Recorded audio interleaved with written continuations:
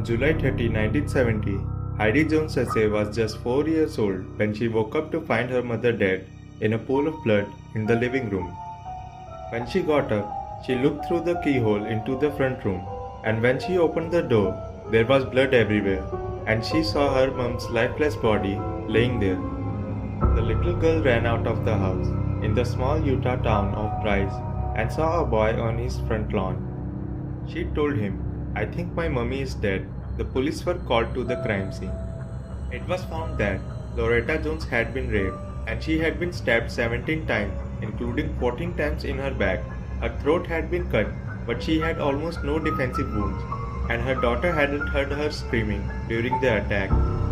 It seemed that she had stayed quiet because she was afraid that if she woke her daughter, the little girl might come running out and the killer might attack her. Loretta was 23 when she died. The single mother and her only child were very close. They played games and went for ice cream together. Little Heidi went to live with her grandmother, where she started talking about a man called Tom, who was her mother's friend. She even said she had heard Tom say that he was going to kill her mother. She was afraid that Tom might come to get her too. The grandmother told police. They read Loretta's diary and found that she had dated a man called Tom Egley for a couple of months.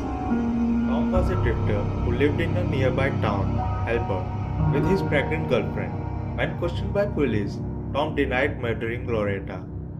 Later, an owner of a bar in Helper said she had seen Tom late on the night of murder and he had red spots on his shirt. The same night when Jones was murdered, just an hour earlier, a 10-year-old girl living nearby, Lori Kulo Fanel, had been riding her bike in the street when a man grabbed her from the behind and put his hand over her mouth. She had spat her bubblegum into his hand and managed to escape. Police put Tom into a lineup and Lori picked him out. Tom was charged over the attempted kidnapping of the young girl. He was also charged with Loretta's murder. But several months later, a judge said there was not enough evidence to order him to stand trial. Soon afterwards, he left Utah, starting a new life in Colorado. Heidi grew up with her grandmother.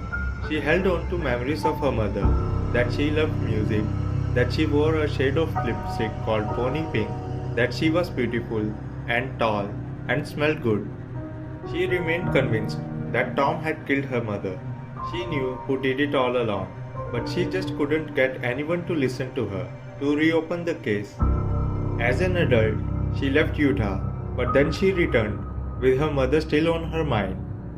In 2009, she ran into an old high school classmate, Dave Brewer, at the Helper Arts Festival. Once she found out he was now a sheriff's sergeant Brewer, she asked him to look into her mother's case. By the time Brewer reopened the case, it had been nearly 40 years since the crime. Police record had been lost. During their investigation, Heidi remembered something. One of her family members had bizarrely taken a photo of her standing in the living room while the floor was still covered with her mother's blood. The photo had been in the family album for years until she asked her grandmother to take it out. That picture set Dave back a little, because why would a family member take a picture of a kid where her mother died?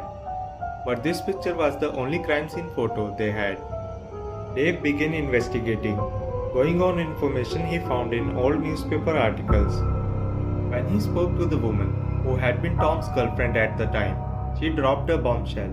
Tom had come home very late that night and had taken a bath with all his clothes on. The next morning, he had gone to the laundromat, and when he came back, several items of his clothing were missing. Dave wanted to exhume Loretta's body, but her mother was against the idea. It was only after she died that the exhumation went ahead. Unfortunately, the body was so badly damaged by water that it produced no useful evidence. But the exhumation turned out to be worthwhile. When the news of it was reported in the media, Dave was contacted by a woman named Linda, who was a friend of Jones' family. She said Loretta had written the killer's name in her blood in the living room where she was murdered. Dave enlarged the photo Heidi had given him and could clearly see two letters written in blood, T and O. The police got another call from a woman, Lisa Carter, who was Tom's current neighbor. She said Tom had asked her how long DNA evidence lasted. Carter had a series of conversations with Tom, where he eventually confessed of killing Loretta. Carter convinced him to tell the police. According to police charges, Tom had gone to Loretta's house for sex, and when she turned him down, he stabbed her. On August 18, 2016, Tom was arrested. By the time Tom appeared in court, he was 76. Heidi expected a monster, but he was just an old man. He seemed surprised that he was being charged. After all, it had been 46 years since the night of murder. Tom was sentenced to 10 years to life in prison. When Heidi got to speak in court, she said her mom was a hero that terrible night. She never screamed nor made a sound. She did everything she had to keep her only daughter from coming out of her room. Heidi is doing everything to keep her mom's memory alive and her love around. She now devotes her time to helping other people whose family members have been victims of crime and who haven't had resolution. Please let me know about your thoughts in this case.